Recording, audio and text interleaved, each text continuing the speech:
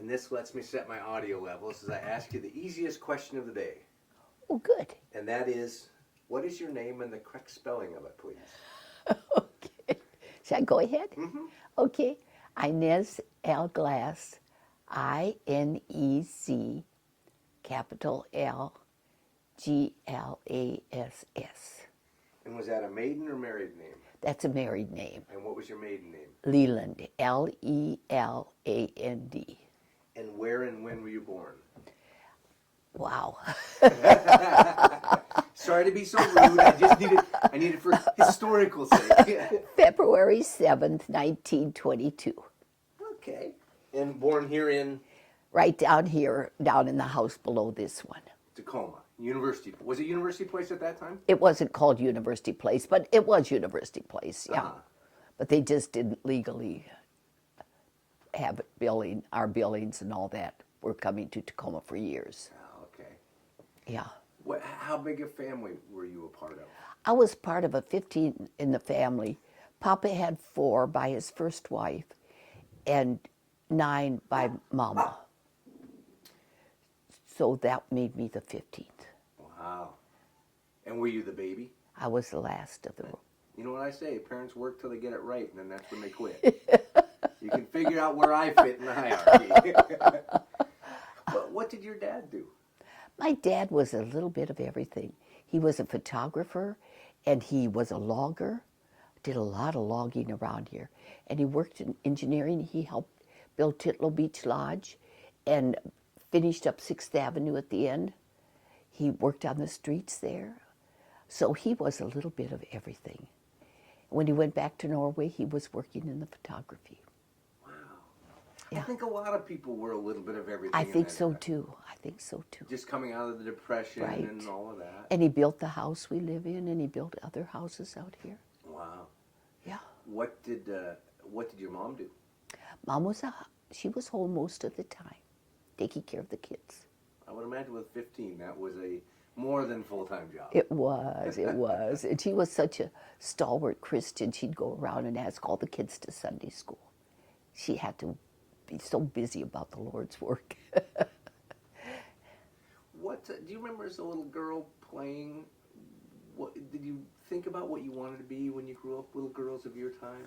Well, I did, but I didn't think an awful lot. I thought about being a teacher, but some of my older sisters had gone into teaching, and I thought of that. But it was when I was when Papa died. When I was 5, I went to his funeral, and I looked back, and there were 2 of his old friends standing there, Mr. Mortensen and Mr. Tollefson. And I said, Mama, how are they going to get out to the grave? She said, they're all right. Don't worry about them. They'll be okay. But I kept worrying about those 2 old men. And it was always something in my heart that made me worry about old people. And I loved the old people. I used to go visit Mrs. Jackson next door. Wherever I go, I loved the old people. I was kind of afraid of my peers and those my age because they thought I was kind of too religious. But the older people were always so nice to me. I always liked them. Do you remember where you were when Pearl Harbor happened? Oh yeah, I remember when Pearl Harbor happened. I was working at Tacoma General. And then the word came, and we had 2 Japanese girls in the class. And I remember when they sent the van out, picked them up, and took them off to whatever camp they went to. It was okay, though. Tamaki said it wasn't bad. It wasn't a bad camp. It was good. And it gave her a start. So you had contact with her after she went? Yes, she's come back to some of our reunions, the hospital. Oh, wow. Alumni banquets. So you said you were working at which hospital again? Tacoma General. Were you a nurse already, or were you in training? I was in training, nurses training. And is that where they did it, at the hospital, or did you go to a school somewhere to train? No, at the hospital. I was a hospital trained nurse. So by the time the war started, you already were in the medical field? Right. And then did you sign up? Oh, I could hardly wait. I hoped the war wouldn't end until I could get in there. Yeah, I signed up right away. And my friend Lois Modland signed up too. So we went off together. Which branch did you go into? Well, first we went into the nursing corps, Army Nurse Corps, and then I transferred into the flight nurse after I'd been in for a while. So what were the well, I'll get to that in a second. What did your mom think when you told her you were signing up? Well, she was kind of sad, but kind of proud. You know, because my brothers had had trouble and they couldn't go in the service. So I was the first one to enlist or to go in. And she thought that was fine. Mama thought everything was fine. It's all in the Lord's hands. It's, as they say today, it's all good. It's all good, right. It's interesting because, and I know it was tough on some of the young men that for whatever reason couldn't get in if they were flat-footed or bad eyes or whatever. Right. Because it was, if I understand right, and you may correct me if I'm wrong, it was still kind of a man's world. It was, definitely. So now to have their daughter going into the service. Yeah. My older sisters were proud too. They were glad I could go. Was it a patriotic element for you to go in, or just a helping? Maybe more helping, but a patriotic too. Oh, I used to just love when they'd play some of the old patriotic songs and the shivers would run up and down your back, you know, how you'd just feel, oh, I'm part of it. Where did you go for training? Went to Fort George Wright, Spokane, Washington. It was a nice camp, beautiful clubhouse there. It was lovely and looked right over the river. It was beautiful. What was training like? What were they kind of training you for? Well, you'd do calisthenics and you'd get up early and all that sort of stuff that goes, and how to salute, you know. And one time, we girls had just learned how to salute. We were so embarrassed when somebody'd salute us. And this one fella came by on his bicycle, and he was a flight officer. And so we all four of us saluted. And he wouldn't have had, we wouldn't have had to salute him, but he saluted us, and he fell off his bicycle. Right? It was so funny. He was so embarrassed. And you were probably politely trying not to laugh at this poor young guy. Yeah. So did you go in with instant rank, or did you? Instant rank. We became second lieutenants because we were nurses.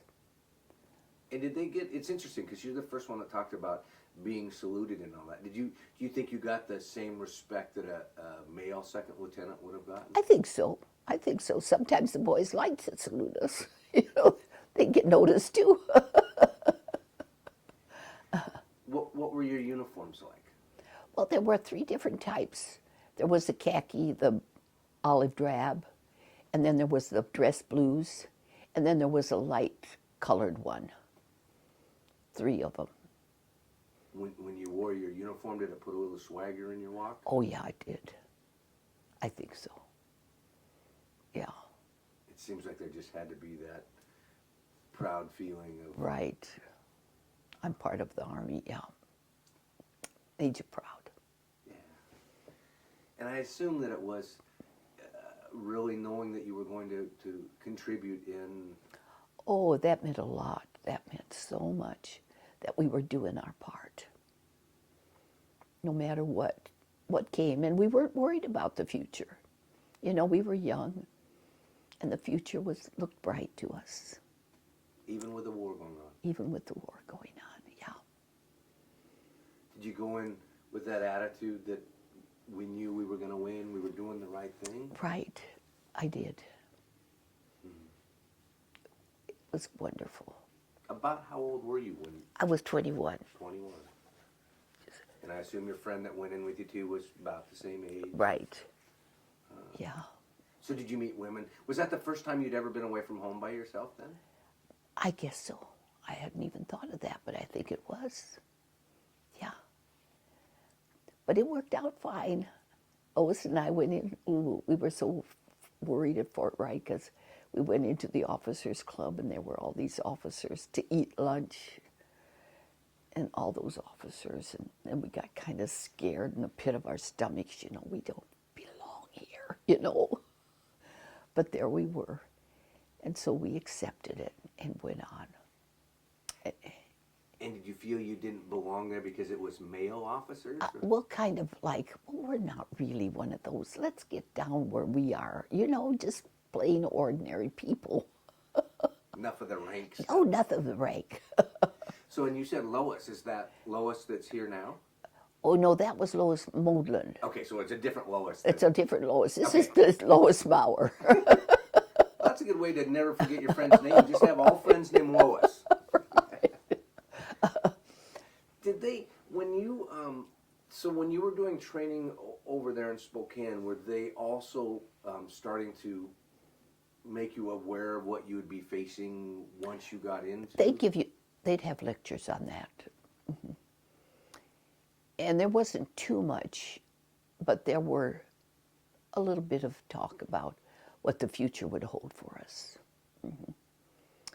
And then we'd go through calisthenics and health issues, things like that, things to watch for, illnesses that might creep up, or certain first aid for the injured. All of those types of classes we would attend. Did you know at that point where they were planning on sending you? Or? No, we didn't know where we would be sent. It was just kind of for everybody. So at that point, you weren't working with soldiers coming back yet? Not yet. No, not at Spokane. So now because you said you started as one and then you moved up to become a flight nurse. What's a flight nurse? Well, I applied for it, and I was accepted. Lois wasn't, because she was just a couple pounds too heavy. And so then I got into School of Air Evac, and I went to Bowman Field. And that's where we got the training for the flight nurses. And then we got more of the things that would happen to us, or different injuries to treat, how we'd treat certain injuries and things like that, and how long it would take us to get them into the plane, and how we would load them, and all that kind of thing.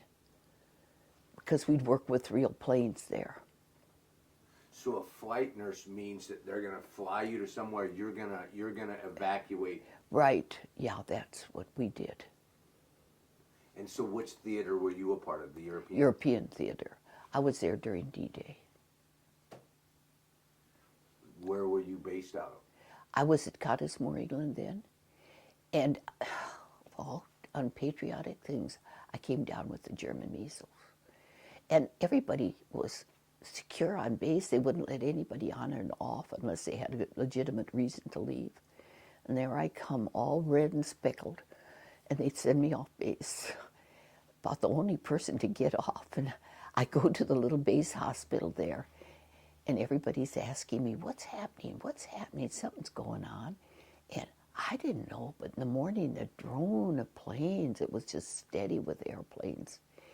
And those, Cottesmore and all the other bases there, they were flying them over for D-Day and dropping the troops. But they had brought the boys on the base behind big barbed wire. They had barbed wire strung all over the base. And the boys were behind there, and we were told not to talk with them because they were going to be going out on D-Day. So you knew... Something was happening. Without too many details, but you knew whatever it was serious. Yeah. Yeah. It's interesting because when people read history books, they assume that everybody who was there knew everything that happened, and it's like... No. Because don't you kind of have a small vision of what's going on? You bet. Just a small one. We had no idea of how large that would be and how traumatic that would be. And then about 2 or 3 days later, we went down and started picking up the boys. By then, I was out of the hospital. It was only 3 days in the hospital. And we went down and picked them up. So you would fly over? Mm-hmm. Land on the little bases over there.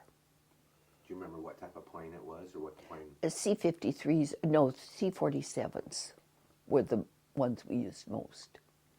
And were they kind of big, open, empty Yeah. inside? Yeah, they were cargo ships.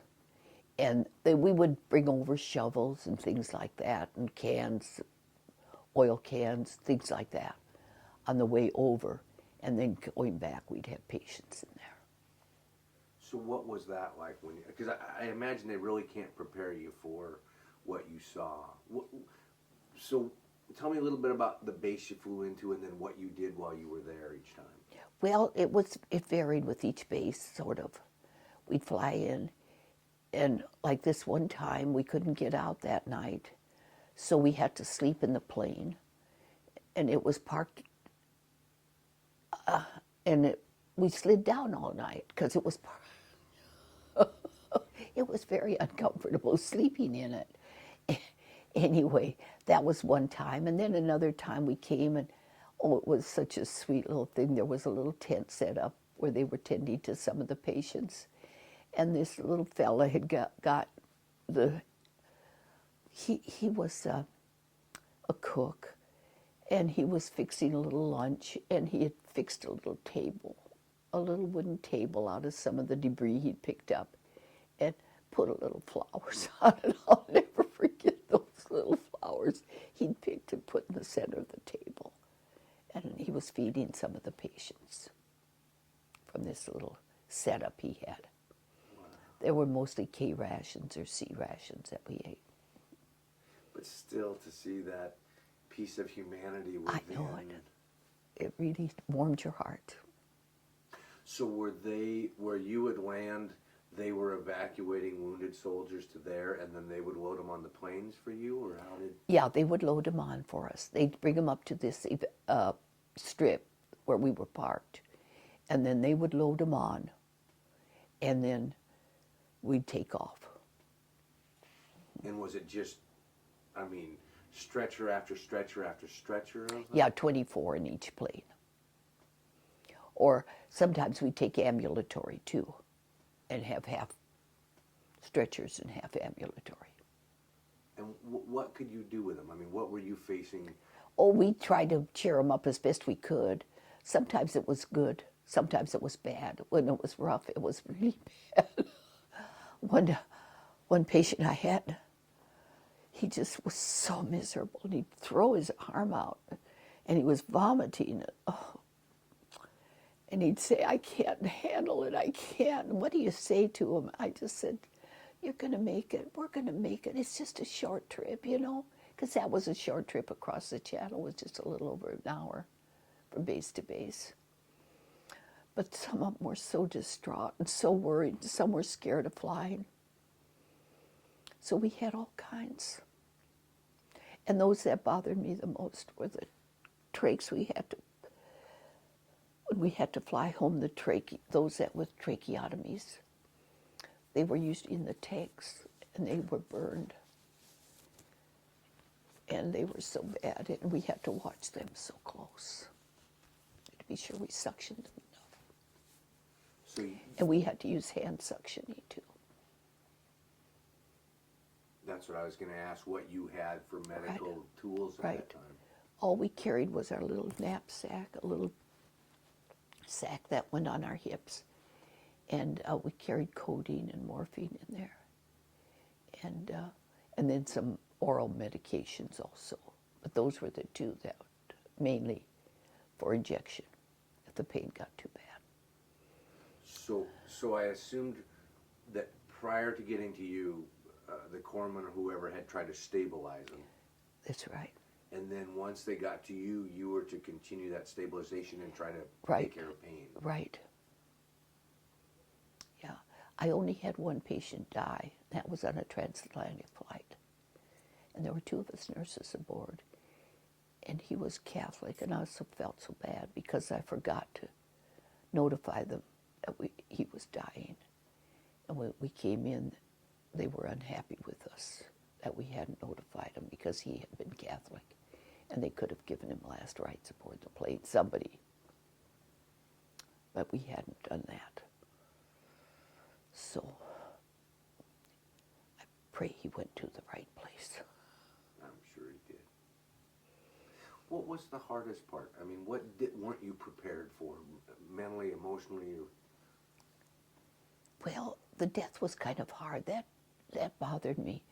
It wasn't a war wound, though. It was tuberculosis he had. He was a foreigner. That bothered me a lot when we lost him. And then sometimes we'd have to bring back prisoners of war on the same ship. And we had our boys on there, too. And that was hard because they didn't want us to take care of the POWs. And we had to. There was no way out. And we felt bad for them, too. You know, they were patients. We looked at them through different glasses, I guess. And we saw them as somebody in need. Because I assume that to a certain point the uniforms became invisible. Right. But our boys knew who were the prisoners of war. And they didn't like it a bit. And they were just boys, right? They were just kids. They were so young. Most of them were just younger than I, probably. Did they, and I assume some of them were at different stages of injury and all that. Would Right. they converse with you? Oh, yeah, we had good times. And we'd do different, well, we tried to, there wasn't many games you could play because then you'd be settled with a few. And that wasn't best. It was better to walk, you know, and touch base with all of them. But, some of them would ask you to pick up a little something when you went into the PX. And then they said, I'll send you money as soon as I get home. And I never thought I'd see the money again, but I always did. They always paid me back. Yeah, it was so sweet. And some of the girls played cards with them and different things like that. Some of them were so cute. Some of these amputees would get up and dance a little jig on their one leg, you know. They were such wonderful boys. They were so brave, most of them. Really warmed your heart. It was really pretty brave of what you were doing, too, though. I mean, it was a different bravery in the Right. fact that you weren't, I don't think you were at threat of, well, I don't know, maybe evacuating them. You had a little threat of maybe. Well, sometimes the bombs would go over, you know, and we'd get a little scared when we heard them dropping. They'd drop on the base sometime. But none of them were that bad. None of my scares were that bad. Let's see, trying to think of that one time we were at this club one night and the bomb, they went off strafing something on the base and we went out there and the planes were hit. A couple of the planes were hit. Mm-hmm. But nothing was very serious with us that way. Yeah. Had you ever flown before you got in the service? Just once, I flew with his friend. He took us up, my sister Sally and I, and we flew around. And then later he was cranking up his plane. It was a crank, you know, and he cut his arm off. We felt so bad for Charlie. Yeah, but he lost his arm. Because I think of, again, it's trying to get in the mindset of the world at that time. You know, now not only have you gone away from home, but now you're gone away from home in a whole other country, flying in a plane, which is relatively new technology. I mean, it wasn't as common day as it is today, but it sounds like maybe you were so focused on what you were doing over here that all that other was secondary. It was. Yeah. You didn't even think about the plane you were in, except sometimes when it got real rough up there. And this one colonel got so upset. Oh my, a full colonel was aboard. And he was the most worried one aboard. And he should have been the most relaxed. And then there was another doctor. Oh, he was hard to take care of. He'd had both his legs amputated, and he was so bitter. Oh, just the spirit of bitterness. But I hope he worked it through later. It was just one of those things that couldn't be happen. You know, I mean, it just happened. It's interesting because it sounds like you saw a number of different kind of mindsets, if they were wounded, how they personally handled that. Is that right? Right, right. And it was interesting when you see how they took each situation, because some of those younger kids, they would just, maybe it's because they were younger that they felt they could handle it better. But even so, it was just amazing to see how brave they were. And then some of the older ones would be more grim, take it a little more serious, and think it a little more pensive, you know? What did they talk about? Oh, just about everything. Usually their girlfriends or things back home that were going on and what they were going to get back to if they were going home. Some would just come over to England for a while and then they'd recoup and then they'd send them back. So when you took them back to England, there were hospitals there for them? Is that so you... Right. We'd load them off at the hospitals. Did you have a doctor that traveled on the plane too? Well, sometimes he'd come. We had flight surgeons, but they just came once, rarely with us. It was me and, the nurse and the technician. So there wasn't, even though you had flight surgeons at once in a while, there wasn't surgery going on the plane usually. No. I mean, you would deal with an emergency if it happened. Right. But it sounds like usually, do I understand right, usually they were fairly stable. They were, most of them, except they did need shots. We'd give them shots quite often. Morphine and, yeah. Right. When you flew in, which is amazing because to think, because you probably didn't have the faintest idea what you were doing would become such a piece of history. No, we didn't. I mean, D-Day. I mean, now anybody that studied history, that's D-Day. But for you, it was another day. Right. We knew something had happened, though, and we picked up so many boys. And we knew when we crossed the channel what was waiting for us on the other side. Wouldn't be pleasant. We knew that it had taken its toll. That D-Day was a bad day.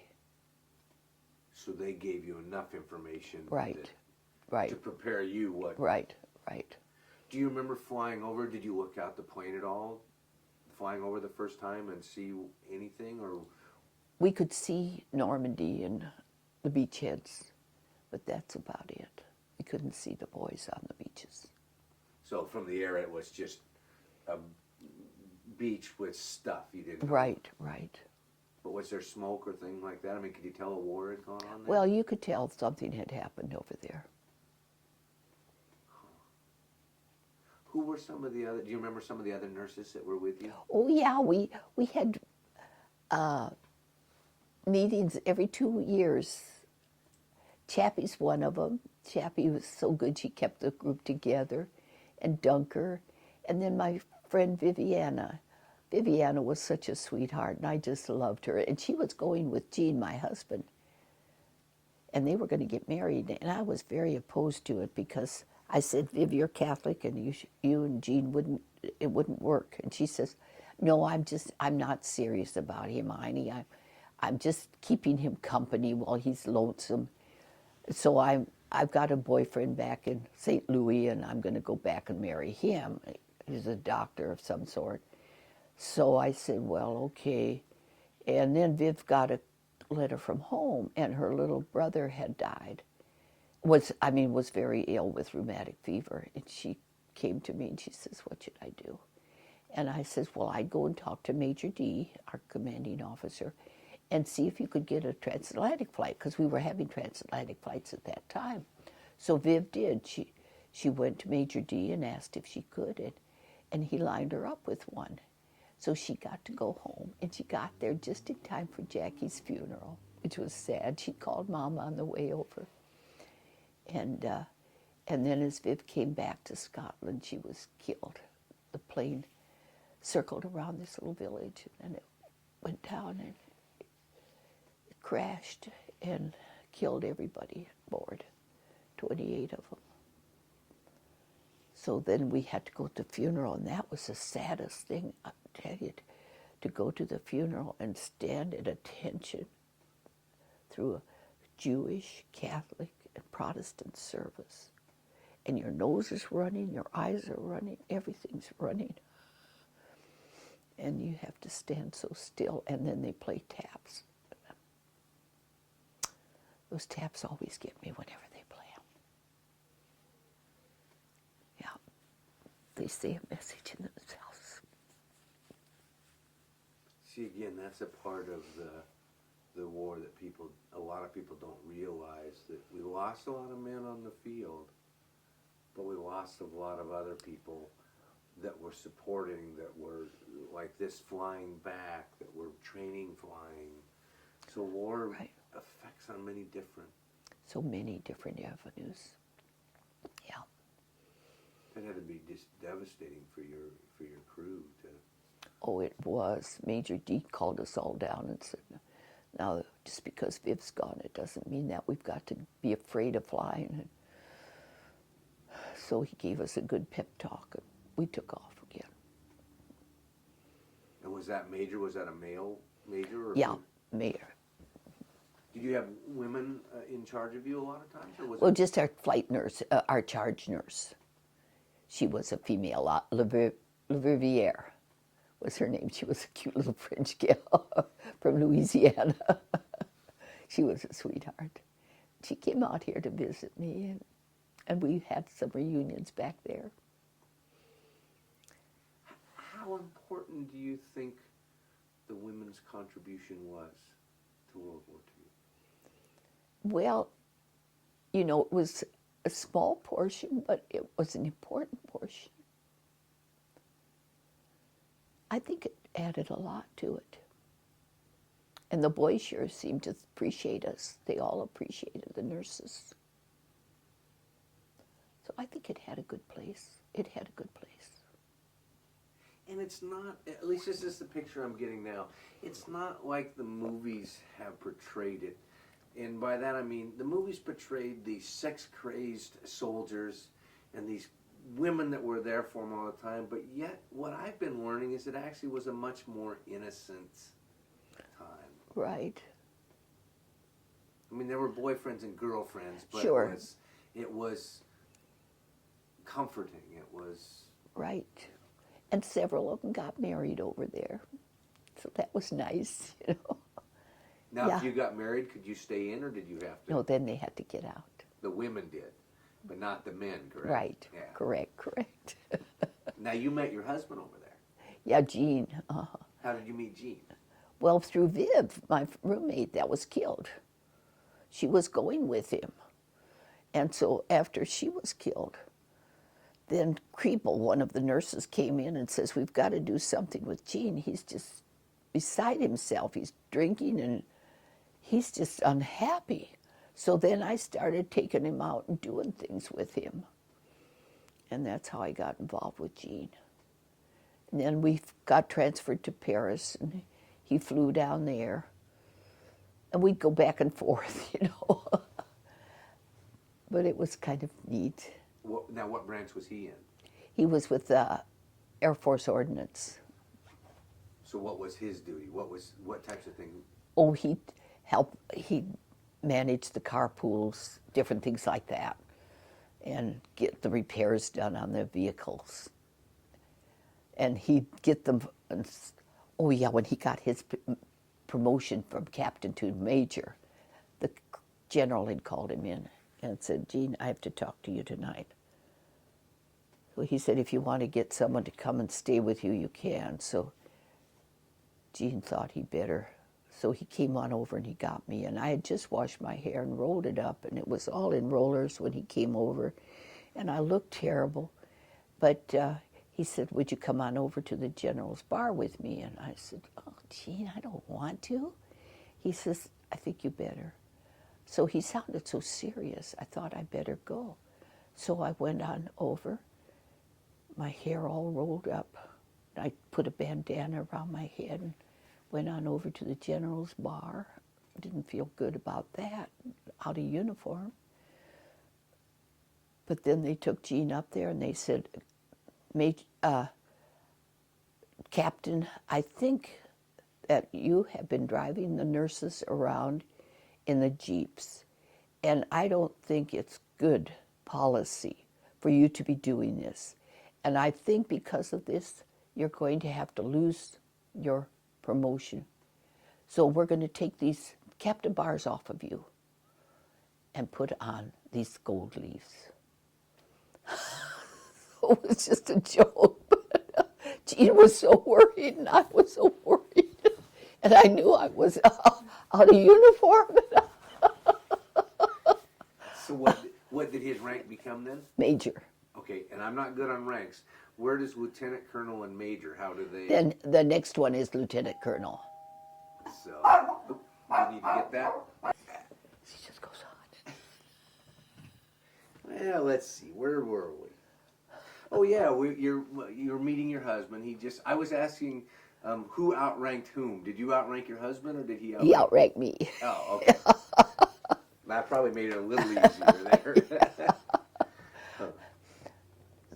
So how long were you, I mean, not exactly the day, but roughly how long were you in England? Let's see, about a year and a half. A little over, almost a year and 3/4 probably. And how long was it that you were, because D-Day happened and some other things, was it constant or were there was a big rush and then there was some quiet times and you weren't having to transport as many, or? Well, no, after, D-Day, we still hadn't finished the war in Japan. So they were lining us up after D-Day. That was interesting, too. I had flown into the Azores on D-Day. And then we got the news that the war was over in the European theater. Oh, we were so thankful. We were so thankful. And we all went down as a group to the little chapel there and got down and prayed and thanked the Lord that the war was over. Well, then we came back and they said we'd have to start shaping up now to go to the South Pacific. So they were going to start training us, and I got transferred up to Scotland at that time with the AI, to fly with the ANC. And we were up there for a while, but it didn't move very fast, the training for going to the South Pacific. They hadn't structured the group that hard yet. But then we got word that that war was over too. So we didn't have to worry about that. And then they were going to ship us home. Which is probably good, because I hear, again, the European front and the South Pacific, you were facing such different issues. Because the South Pacific, it oftentimes wasn't wounds that were getting everybody, it was all the jungle fever. And, right. Oh, All just those. terrible. Yeah, it would have been a totally different thing we would have to be trained for. So did you get much free time, or were you always working? Oh, no, we had a lot of free time. In fact, well, once we were called early in the morning to come on. There's a flight going out, and you nurses are needed. And so you've got 10 minutes to get ready. And our charge nurse came up the stairs. She says, and by the way, I just chased a rat in here. And here's this rat in there. And he climbed under my bed and up by the poster there. Oh, and he was chop. Oh, I got so scared. And Viv was gone then. So we started dressing on the one bed. And, oh, man, we were scared. And in the hurry, we knocked over a can of peanuts. And then they yelled and said, you better get going. It's time to go. And the ambulance is waiting out there. So we just left everything just in a big mess. But we did get dressed. And when we came back, we scribbled a little note saying, please excuse the condition of the room, but there was a rat in here. And we were going to have an inspection that day. And we'd addressed it to. And so we came back from, and here's our note. Condition excused. We know some other rats who would like to be here. 2 lieutenants in the RAF.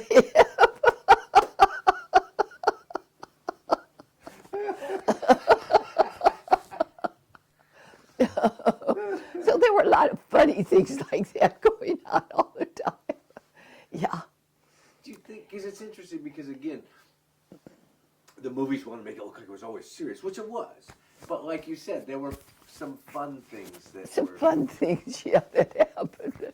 Ricky, that's the microphone that you're... That's right. So, that, I mean, because humanity still happens, it sounds like. It does. Poignant, there are serious, there are funny. That's right. A little bit of everything. And that gives us a balance. Well, then Gene and I, then I got back to the States first and got discharged. And he kept writing me and wanting me to come back to Virginia. And I didn't know what. So I kept praying because he'd been married and I was worried about that. So I prayed that the Lord would interfere or intervene. And then my friend that I used to go with, Frank Backrack, he came home and he called me, and he was back from the South Pacific, and he looked so yellow and he looked so thin and malnourished and everything. So Frank, anyway, it was all mixed up. Frank asked me to marry him. So see, those things did happen, but that didn't work out. And then I went back to Virginia and married Gene. Just kind of, impetuously. I thought, I've got to get out of this. I've just got to get out of this. So Gene and I got married. And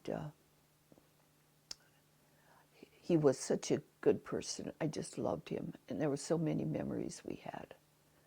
But the drinking just got worse and worse. Do you think that the war was what took a toll on... I'm sure it did. I'm sure it did. Yeah. And all these invitations to the to the dinners over there, and we had to go to all of them. It was bad. But he went to the Korean War, and in Korea, I don't think he really adhered very close to the rules. He was breaking them there, and he came home. Well, we joined him in Okinawa for a year.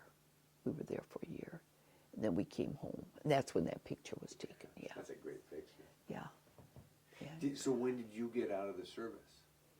When I left, I got out in Montana in 45.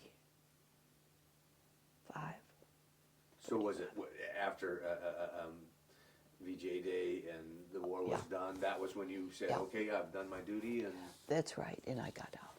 How come Montana? Why'd they discharge you in Montana? I don't know why, but that's where they discharged me from, Great Falls, Montana. It's interesting because a couple of women have said that, and they said, I don't know why I got discharged there. And a lot of the men I talked to, they always had to go back to where they went in. So like if they went in at Fort Lewis and they were back on the East Coast, they came out here, got discharged, and that's how they either ended up here. You'd think we'd have got discharged from Fort Lewis, but they dropped us off in Montana. Are you proud to be a veteran? Oh yeah, I'm proud of it. I'm glad whenever I can say I'm a veteran, and when they ask you to stand up, except it's hard to know when to stand up because we were Army Air Force. Where do you stand up, with the Army or the Air Force? But I guess it's Army really, because that's what we went in as. Yeah, it is interesting that way. Yeah, I didn't think about that where you kind of juggle between the two. It's interesting because you were in one of the easier roles, and by easier I mean one of the more traditional roles when people think of World War II.